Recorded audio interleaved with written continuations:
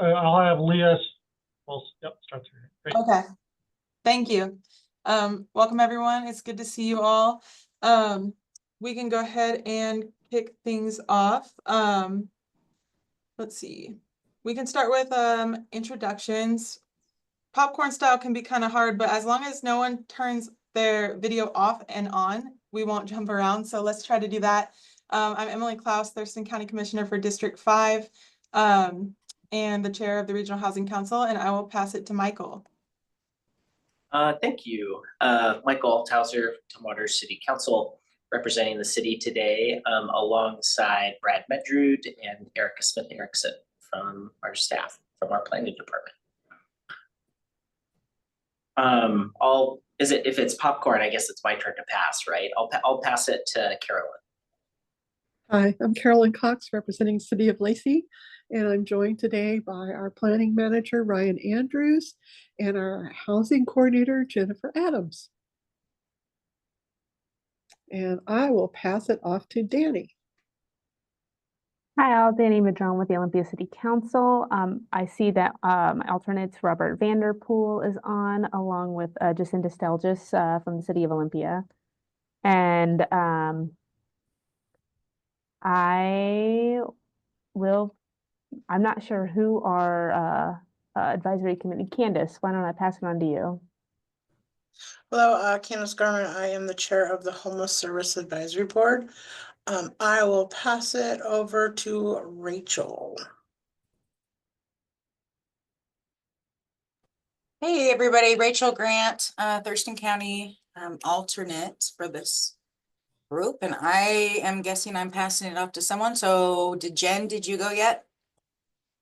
All right.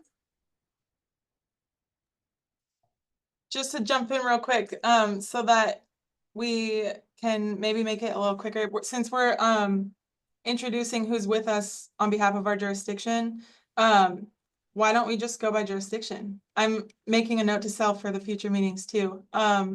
Let's see. We've heard Olympia, Lacey. Wait, did we get all the jurisdictions? Yes. Wait, where's Yelm? I don't see anyone on from Yelm at this time. Yeah. Okay. Okay, well then it's, I think we've got everyone, and I forgot to say that I'm joined by many of our wonderful staff here at Thurston County. I always forget someone, so let's make sure I don't. I've got Tom, Elisa, Kaven, Josh, Rachel, our commissioner, Alex, and I think that might be all from the county. Jackie? Oh. I'm brand new, so never fear. I saw an email come in. I saw the subject line. Hey, Jackie, it's really nice to have you. Do you want to introduce yourself? Certainly. Hi, everybody. My name is Jackie Velasco. I use she, her pronouns. I'm new to the Office of Housing and Homeless Prevention as the Homeless Response Program Manager. So I'm hanging out here at the team with OHSP, and I started a little over a month ago. So thank you all for the warm welcome and opportunity to introduce myself. That's great. Thanks so much, Jackie, and welcome. We're really excited to have you. All right, so we can move forward with the agenda. If everyone had Jacinda. Hi, Chair Klaus. Just wanted to make sure that both Charlia Messenger and Meg Martin from the Affordable Housing Advisory, excuse me, board are both here, our chair and co-chair. And not sure, I know Candace introduced herself, and not sure if we missed the vice chair for the Homeless Services Board or not, but just wanted to make sure that we introduced them as well. Thank you. Thank you. I appreciate that. I'm trying to bounce between the agenda and this Zoom screen, so I appreciate the reminder. Candace?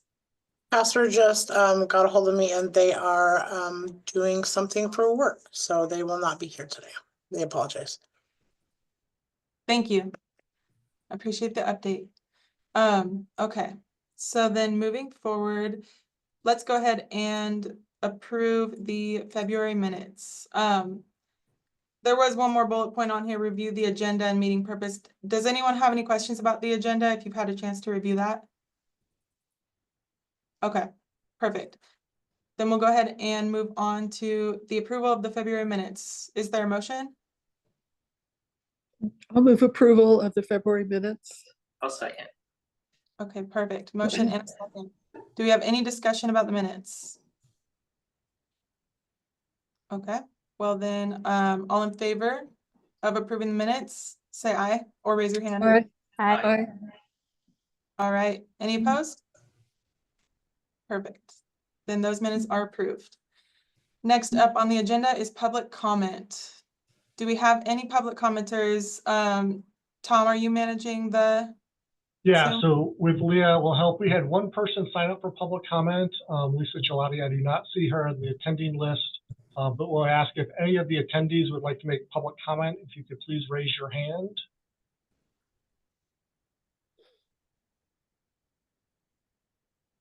We'll give them a few seconds. I'm not seeing anyone raising their hand for public comment.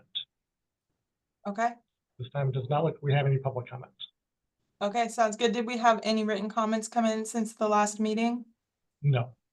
Okay.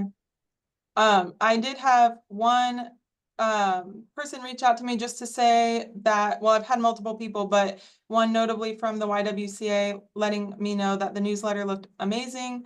And I concur with that assessment of the newsletter. And as a result of it, I was actually invited to be a panelist on an upcoming event about housing.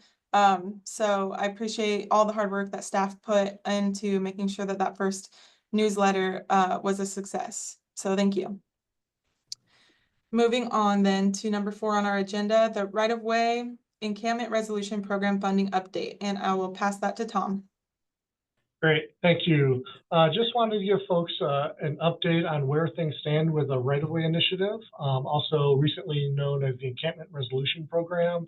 So not going to get into a lot of details tonight, but just wanted to let folks know where we stand. So at this point, the latest information we have is both the House and the Senate budget have allocated $45 million for the right-of-way program, which is what we were anticipating. We were told by Commerce to anticipate that would result in about $5.5 million allocation to the Thurston County region, including the city of Olympia, to allocate between projects. There have been some initial discussions between staff about what that may look like.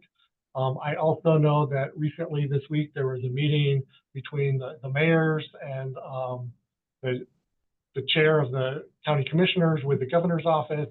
We are preparing a response to the governor's office later this week, kind of a 2-pager with a little background on their programs with a request of what funding is needed to maintain all our programs and existing levels. So we'll be submitting that. I've also had conversations with the King County Regional Homelessness Authority, which is working to put together their own letter, and they'll be looking for us to sign on to that letter, also advocating for funding to ensure the maintenance of all existing right-of-way programs.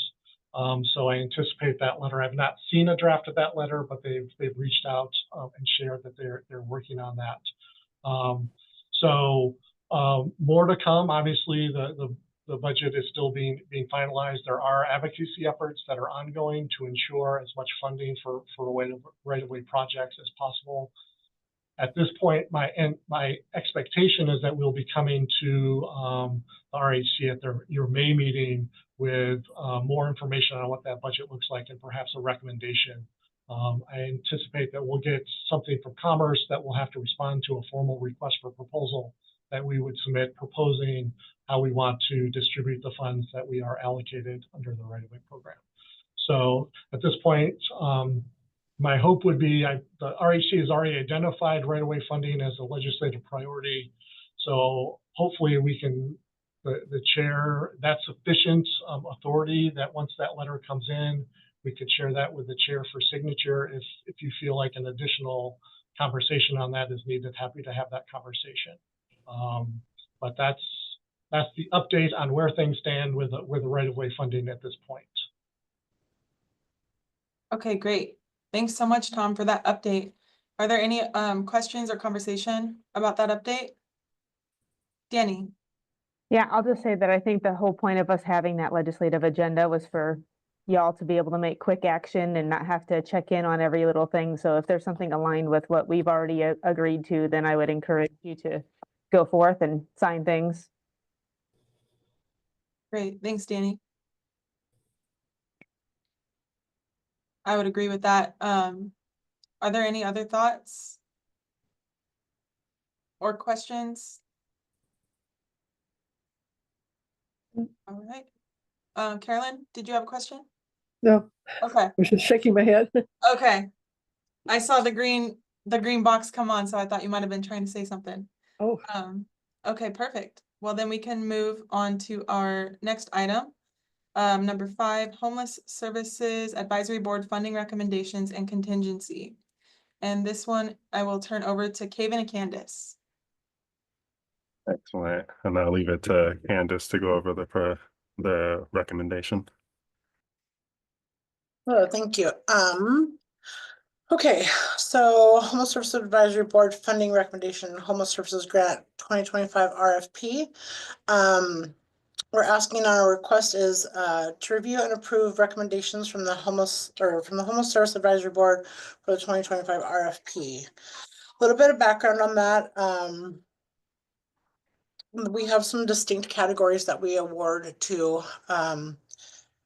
And some of those include coordinated entry, HIN bridge, facilitation of the lived experience housing steering committee, eviction prevention rent assistance, EPRA, cold and hazardous weather services, housing basic needs, DEI training, and an umbrella category of competitive awards. We had way more applicants than we had 2 years ago. We had 65 applicants asking for $25,740,041. We had just about 12,738,400 to award. So lots of applicants with lots of asks, and we wish that we could, give everybody the money that they want. Because we know how important each of these are to our community. In these categories, the Homeless Service Advisory Board determined, the LESC. So in this category, the Homeless Service Advisory Board determined not to recommend funding the organization that had applied. And I believe that was Impact 907. Is that correct, Steven? Yes, that's correct. Okay, yeah, we decided not to go with funding for this organization, but instead reissue the RFP, or following a similar process to garner more potential providers to steward this body of work. In all other categories, the HSAB identified applications with whom they were comfortable moving forward with award recommendations. Just a couple things, on our scoring. So scores were used mostly as a guide. Each of us members on the Homeless Service Advisory Board had from March 17th, or on March 17th and 27th, we got together and spent a lot of time going over the scores. And we used those as a guideline, but also took other factors into consideration by category, existing programs, and specific RFP priorities. So again, we had about half of what the ask was, so it made it pretty difficult for us. Like I said, the 17th and the 27th of March, we did get together and came up with our proposals. Those are attached, our funding awards. The total, this total derived from the 12,688,400 in funding awards recommended for by the HSAB, with an additional 50,000 that remains set aside for the facilitation of the LESC committee. We're hoping to get that out and get some candidates in sooner rather than later. Again, we're asking for recommendation for you, the RHC, to approve the list of project awards from the HSAB and recommend approval by the Board of County Commissioners. David?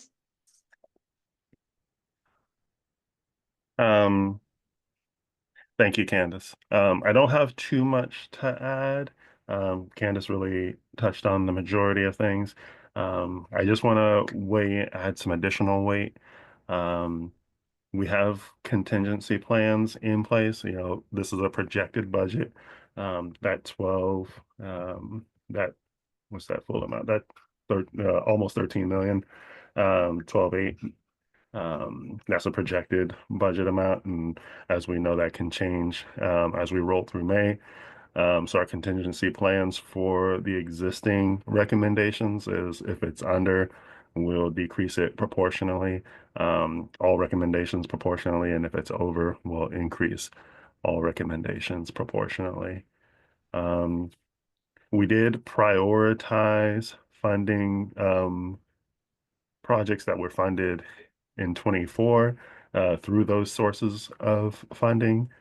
And we recognize that there were some applicants who submitted that were previously funded by right-of-way funds. And so they would, so in a sense, they wouldn't have been covered by those funds in 24. As Candace mentioned, the applications were scored by multiple different members based off of a process where they recuse themselves from scoring specific organizations and categories to avoid bias. Applications were scored by at least 3 people and occasionally 4 or 5.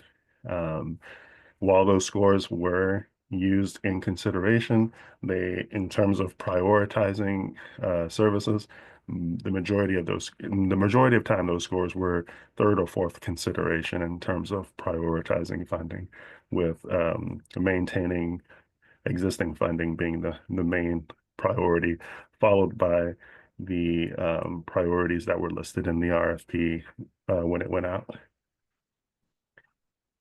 Any questions? Can I add real quick, Kevin? We did have 2 applications that came in late that we decided to go ahead and give consideration to. And with those late applications, we did take that into consideration when doing the scoring. And those were Safe Place and the Nurture Hope, formerly known as the Shower Bus.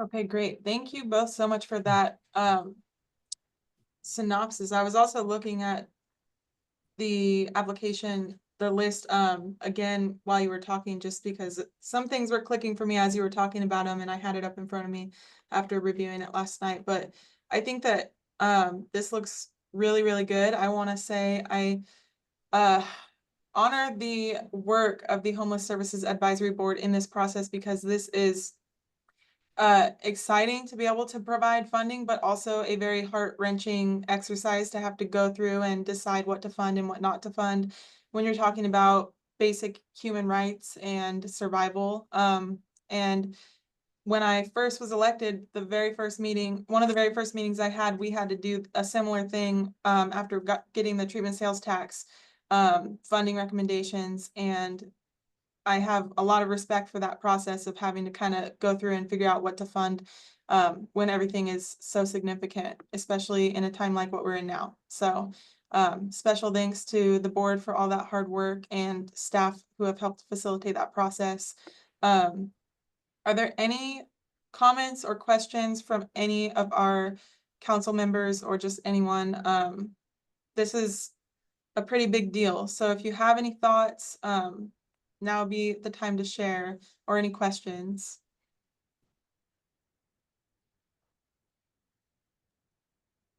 Danny. Yeah, I will echo the thanks from Commissioner Klaus.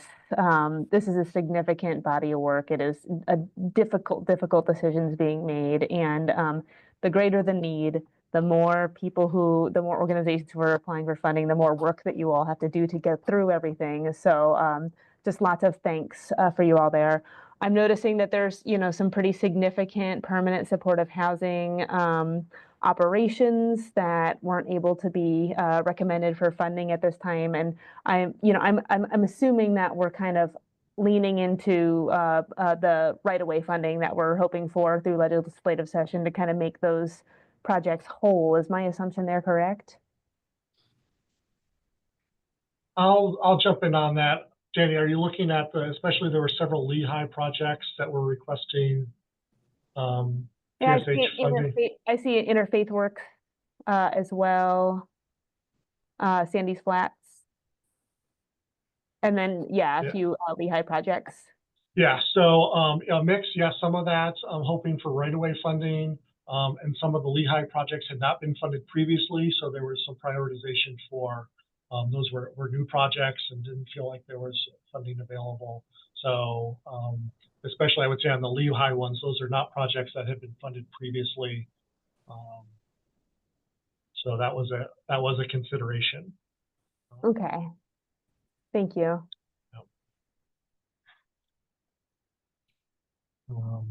If I can also just jump in and just reiterate, kind of seeing the Hassab work this process, that those were some long, probably 8 hours worth of meetings going over the scoring. I want to also reiterate the point that there was recusals, so folks who had potential conflicts of interest did not score, did not participate in award decision-making processes around those recommendations.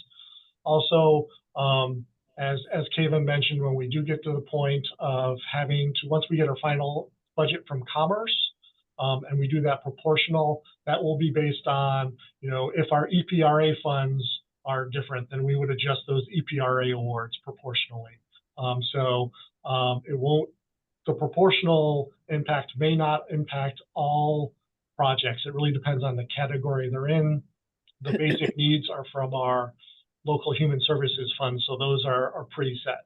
The HEN award will be depending on our final HEN allocation from Commerce. So just want to be clear that the proportional will not be across all 50 kind of recommended awards. It will be based on the category of funding based on where the adjustment in funding from the state comes from. So, and then also I know on the EPRA funds, that there was a change in recommendations, and so I know also Jen Freiheit from the county had had some information to share on that. Yes, thanks, Tom. I just wanted to make a caveat that due to some pending recruitment of funds from the Community Action Council, the Board of County Commissioners may or may not choose to forward those 2 recommendations in June when that comes. So I just needed to put a caveat on that we don't know how those might be received doing that pending recruitment. Thank you.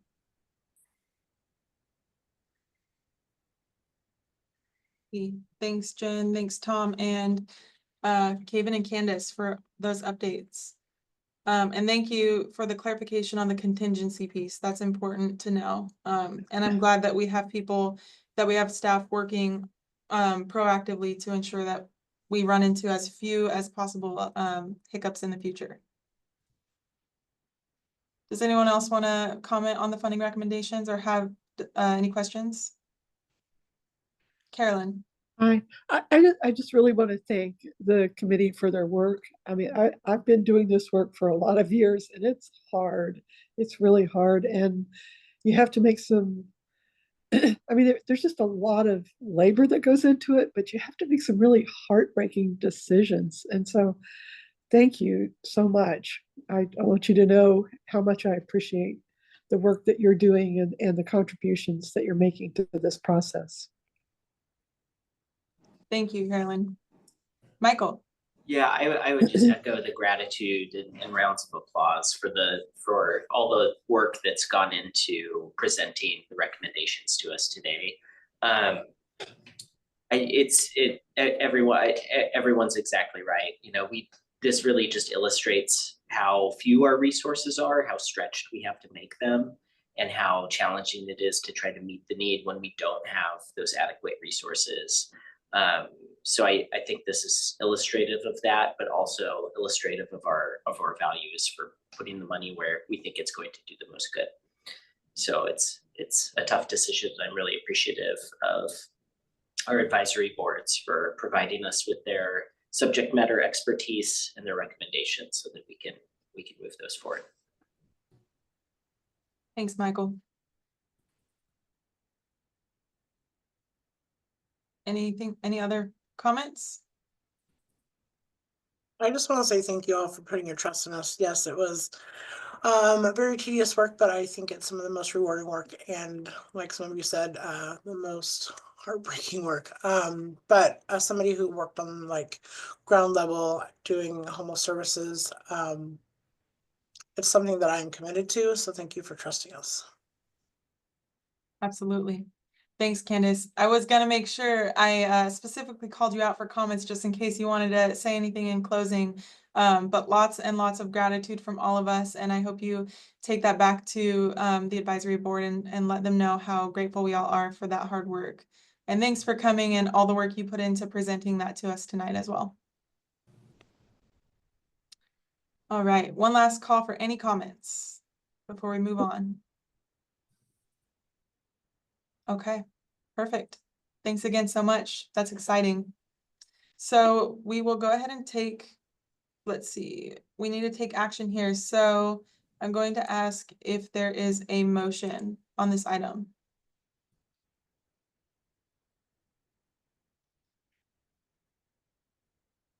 And just to help out a little bit, I think the motion would either be to approve as recommended or approve with changes or not approve these recommendations. So if anyone wants to make a motion to that effect at all.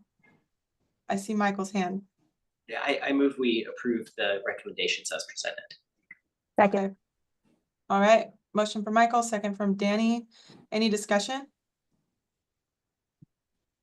All right. Tom? Yeah, thank you. I just want to clarify with that motion, does that include the kind of the proportional adjustment to any funding awards that we can make kind of on the back end without having to come back to if there are, depending on the state funding allocation, we can make the proportional adjustment is built into the recommendation, I guess is my question or clarification. Yes. Yeah. Okay. I saw the nodding, so that was my That's understanding. sufficient. Can I say yes? Yep, that Will be works. reflected in the minutes that I said yes. Perfect. So then that's the motion is full full acceptance for the recommendations and the contingency plan. Any discussion? All right, then I'll call for the vote. All in favor, please say aye. Aye. Are there any opposed? Or any abstentions? All right, perfect. Then that passes unanimously. Thank you all so much for participating in that conversation, and thanks again, Candace. All right. Moving on to the next item, Thurston Affordable Housing Advisory Board, funding recommendations. And for this one, I pass it over to Alex and Charlia. Hi. So we went through a similar process as the housing or the homeless services. We had also had less money, though more money to put out than they did. It looks like we had a total of 5,000. Oh no, excuse me, that's not right. We had a total of 6,910 to award. We had 2,200 or 6,910,000 to award. 2,288,000 to give to the pipeline projects. We did two of the former pipeline or the folks who had applied for a pipeline for the FY25 pipeline didn't apply to finalize funding. And the rest we approved full force, and we're happy to fund them. Then we had about 3 million, excuse me, these numbers are big. 3,240,000 to spend. And so we that weren't already in the pipeline. So for the RFP this year. So we funded most of the projects fully except for Maple Court and Sterling Pines. We approved the pipeline projects. You can see after the staff report all the project funding amounts and what they were for. Primarily, primarily rental housing. We were very happy to help fund some projects that supported people in staying homeowners. That was an exciting application received. And we did end up asking Sterling Pines to move over to the Opportunity Fund, which I believe Meg will be talking about next, Meg and Alex. Yeah, and so we are asking y'all to approve our recommendations, or I'm certainly excited to answer any questions about them. And then we do have a balance of roughly 160,000 remaining to go back into the Opportunity Fund.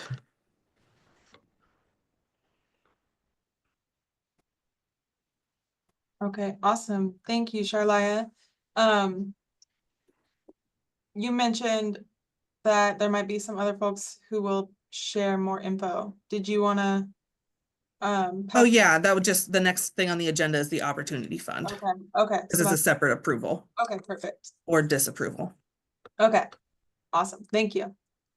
So are there any questions or conversation on this one?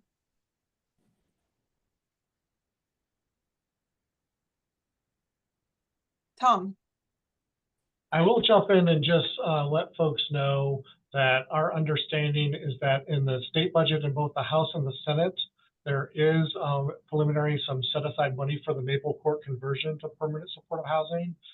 Different funding levels at the House and the Senate bills. So there is potential opportunity for some funding from the state coming for that project.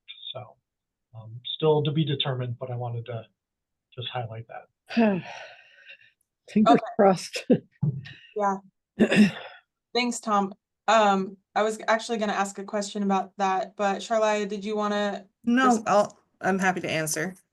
Okay. Well, my question, I mean, that kind of leads into my question, which was that considered as part of the decision-making process when these two projects were recommended with no funding, or can you maybe elaborate on that at all? That was part of the consideration for the committee, for the board. Lehigh's application states that the project is still early in developing its funding stack.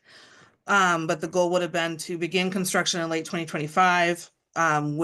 They also do currently have funding from that the TAHAB awarded last year. And so they aim to do a phased rehab to sustain the sheltering units as long as possible, keep serving the clients. So it took into consideration that they're an enhanced shelter currently funded with, I believe, Roe, and we don't know what the funding will look like in the future. It does sound that there is some support for them. And they have the funds to start, I believe. So if it's phased, then the next phase would be a good thing to come back for. Okay. Thank you. Yes, thank you. Michael?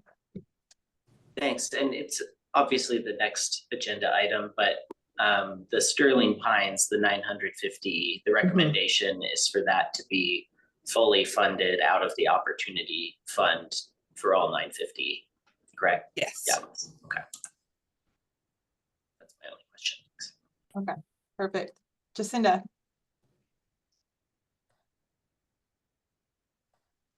Yeah, just wanted to make sure to add, similar to the Homeless Services Advisory Board, the funding awarded or recommended to be awarded through TAHAB also includes some federal funding, Home Investment Partnership Program. So the board also has a contingency plan for our funding awards. That is probably the most likely funding source that may come in.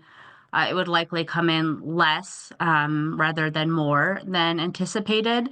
But just want to, again, let you all know there's a contingency plan, and that would be that if those home funds are less than anticipated, that adjustments will be made proportionally across all the funded projects outside of the 3 pipeline projects that are receiving final awards.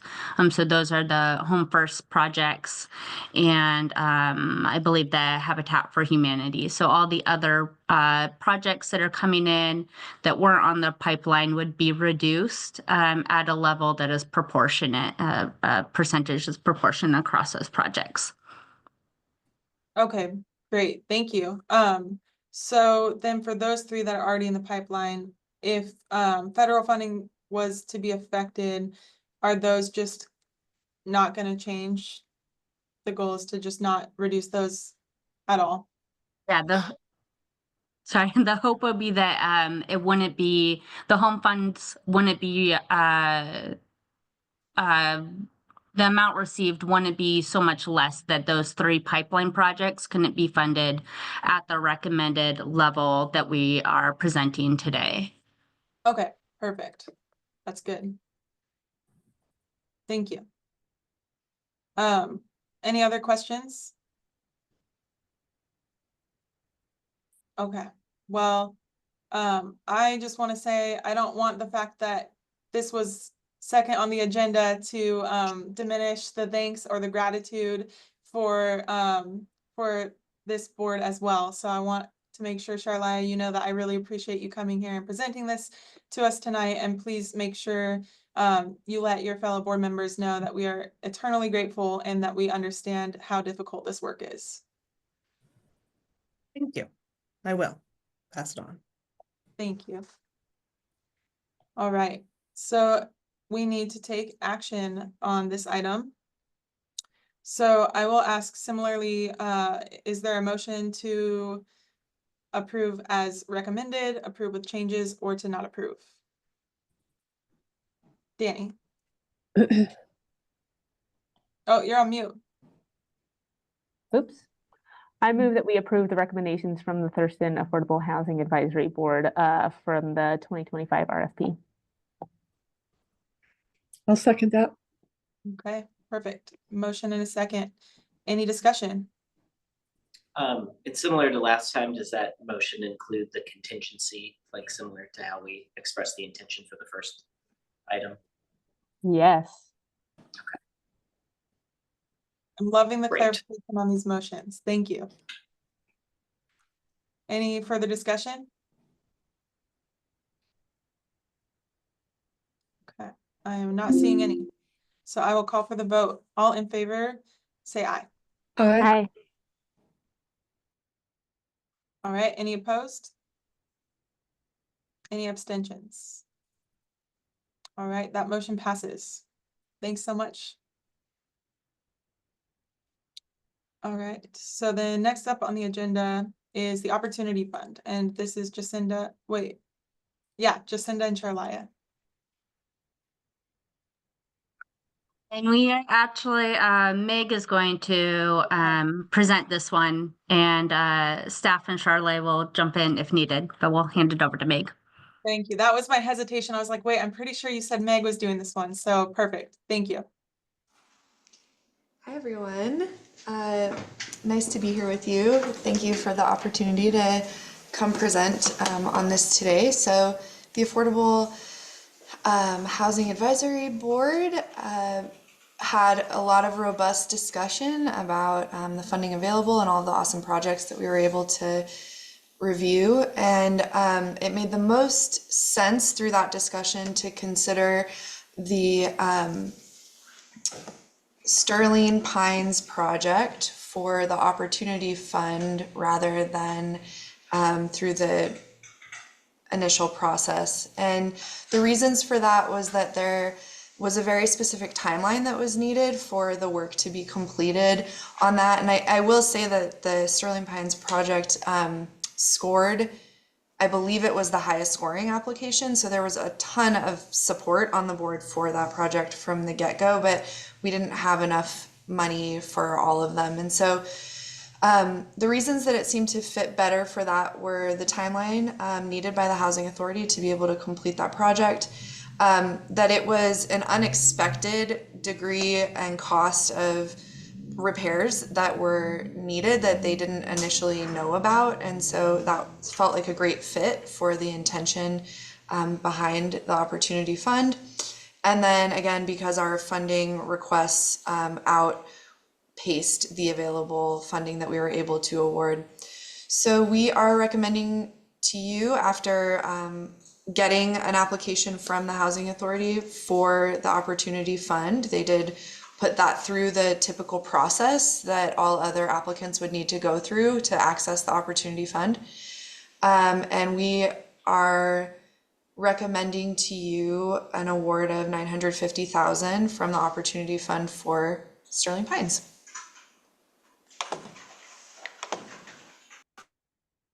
Okay, great. Thanks so much, Meg. I appreciate that. Is there any conversation about this item or any questions? Michael? Yeah, I just think it's a creative way for us to try to address it and fully fund it. I'm also obviously excited about the project, just given the nature of it. And, you know, we haven't had kind of a project in our neck of the woods sort of similar to this. So it's just sort of an exciting next step. And I just want to thank folks for putting the hard work into putting it together for the Opportunity Fund. Thanks, Michael. Anything else? All right, this one's a little bit more straightforward than the others that had a lot of different recommendations on them. So I don't think that contingency planning needs to be part of this motion, but I'll leave that up to anyone who would like to move on this item. So do we have a motion? I'll make the I'm scrolling. I move that we approve the Thurston Affordable Housing Advisory Board's recommendation to award the Housing Authority of Thurston County $950,000 from the Opportunity Fund to partially finance required building remediation for the Sterling Pines project. I'll second that. All right, we have a beautifully stated motion and second. Any conversation? Do we have any contingencies to worry about here?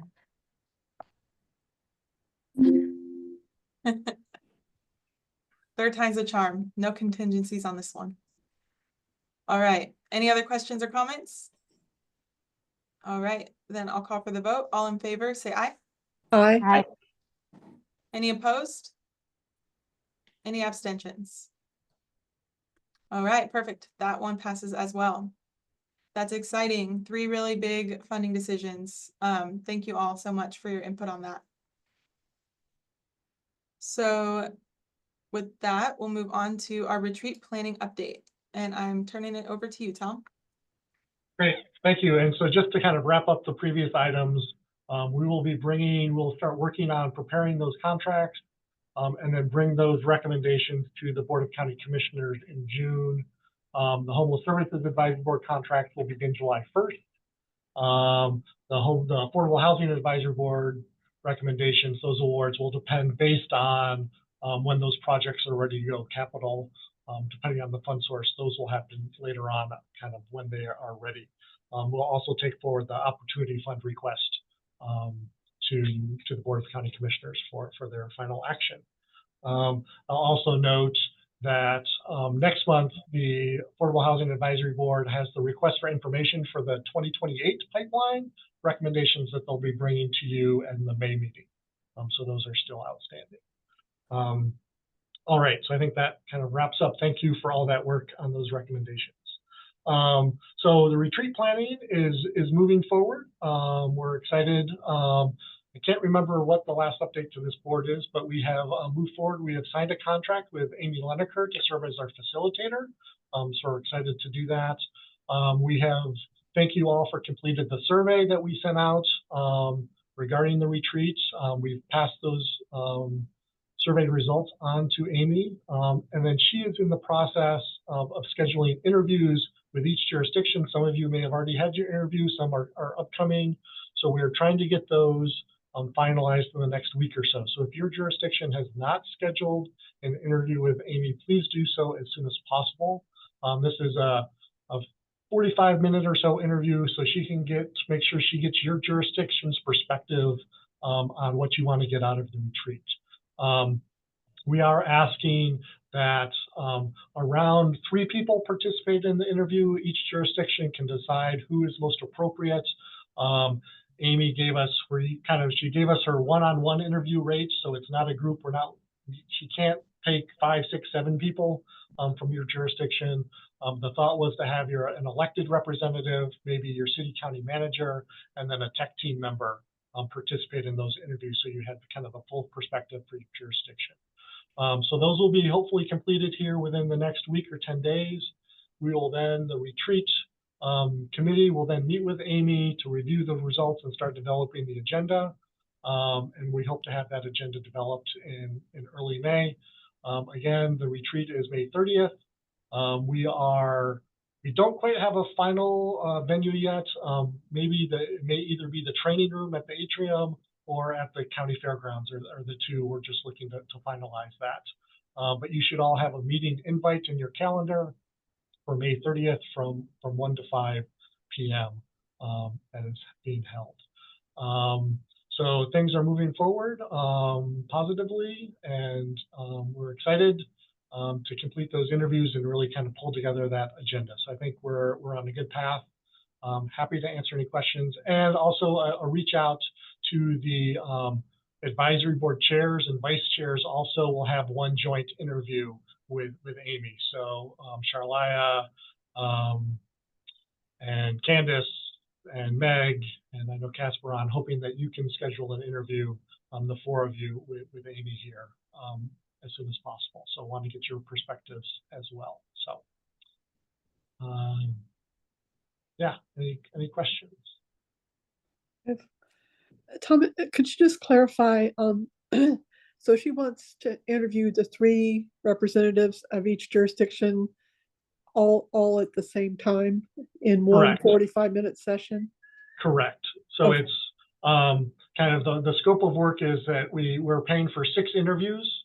And so that's 1 interview with each jurisdiction and then 1 interview with the advisory board chair. So the total of 6 interviews, 2 to 3 people participating in each interview. So so she can get the perspective of the jurisdiction. Okay. Thank you.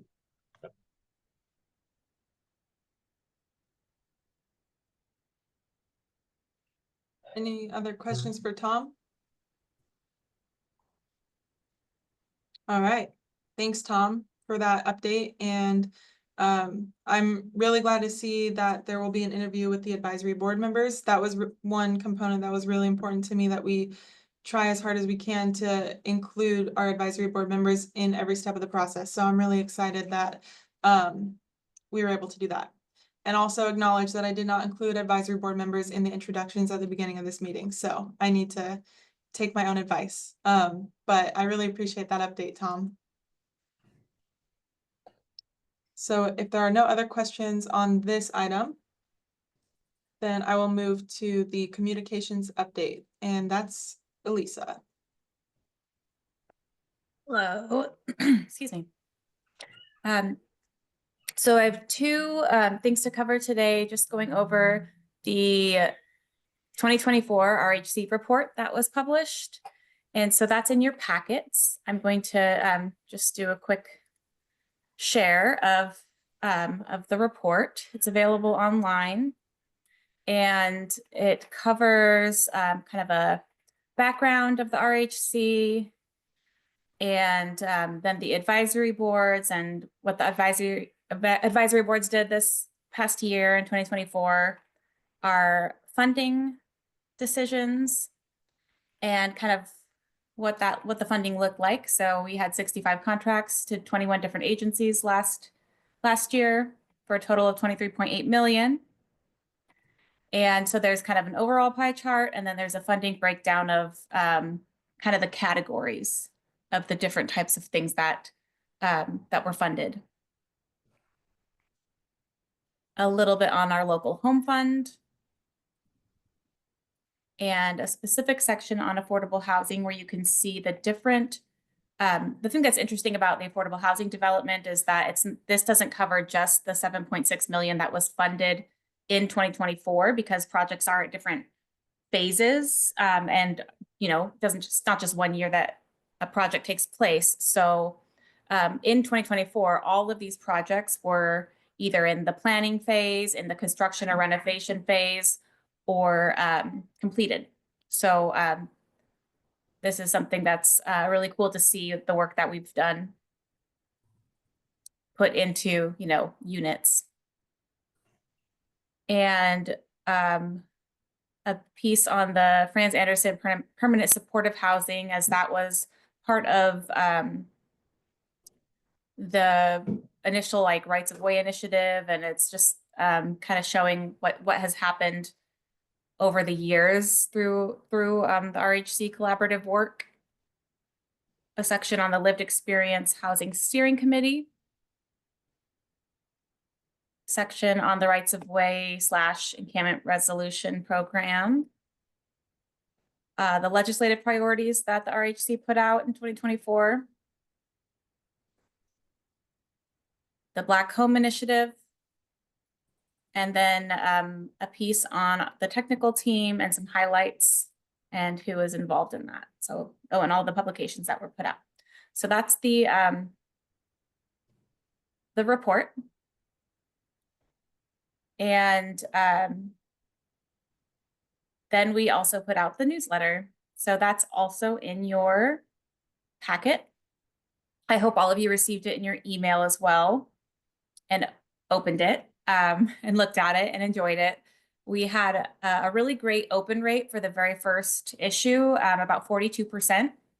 The industry average is about 36%. So for our first issue, that's really great. And also, we had an initial email list for housing newsletters and housing emails of several hundred people from a few years ago that was added to this. And so there was a lot of bounce backs because a lot of those email addresses no longer exist. So I think I cleaned up the list quite a bit this time, and I think we'll have an even higher open rate next time, considering how big the bounce back rate was this time.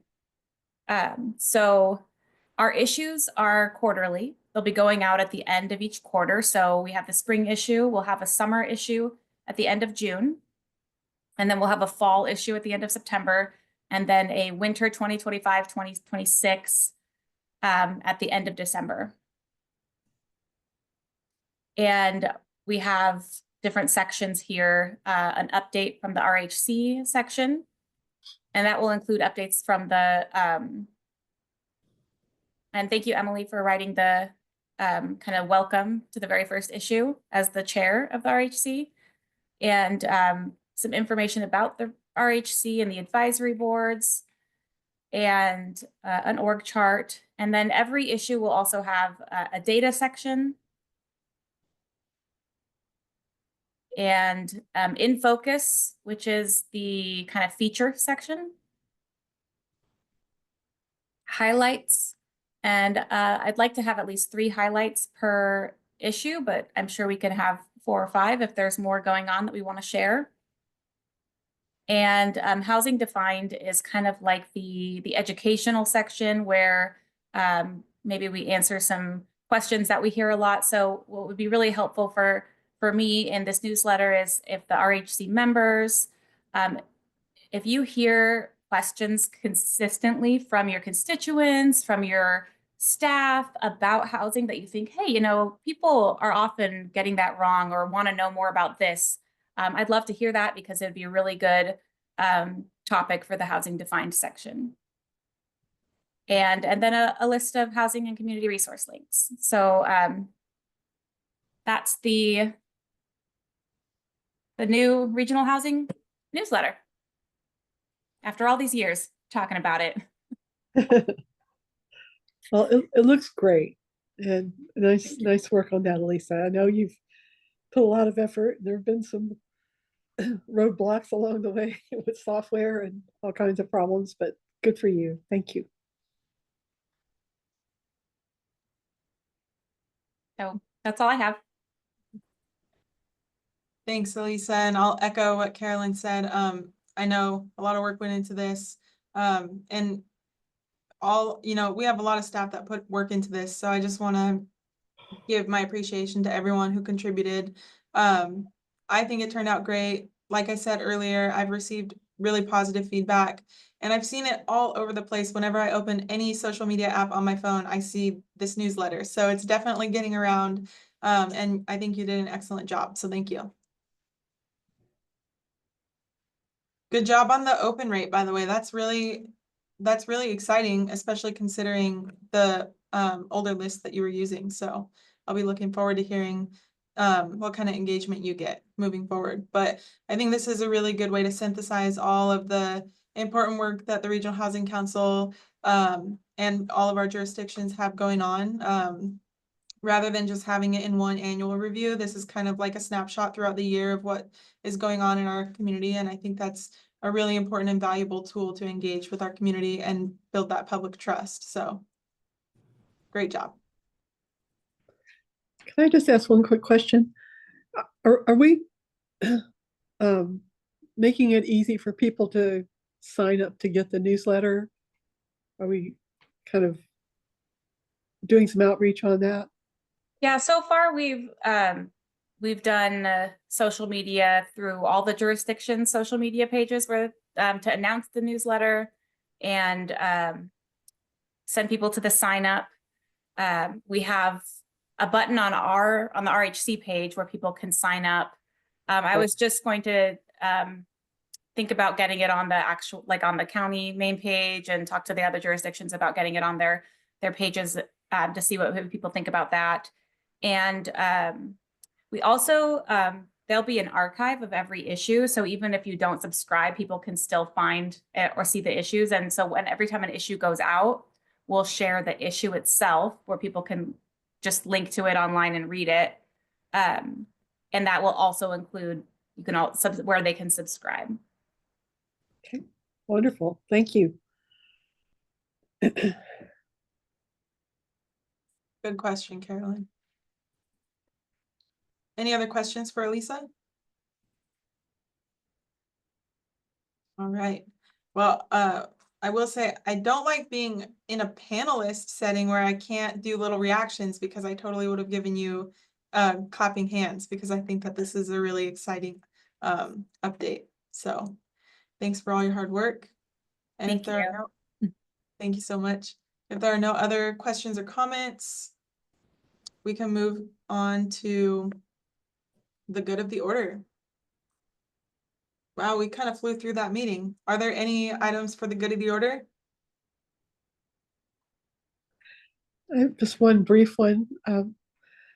City of Lacey and Lot are like this close now on an agreement for Lot to sell a 5-acre tract in Lacey on Mullen Road near College Street. Lacey in turn is probably going to sell the property to the Housing Authority of Thurston County, hopefully for no more than $1. So we're very, very close on that, and I'm really excited to see the progress that's coming along on that. I think it's just out for attorney review right now. Ryan, is there anything you would want to add to that, or? I don't think so, other than to say, we also have some things happening as far as our comprehensive plan update process as well. The property itself is not zoned residential right now. It was zoned as kind of an institutional use because it was to be used for a lot wastewater treatment plant. So internally, we're going through a process right now that's in front of our planning commission to amend our land use maps and zoning to make sure that it's developable for residential here in the near future with the update to the comp plan. Thank you.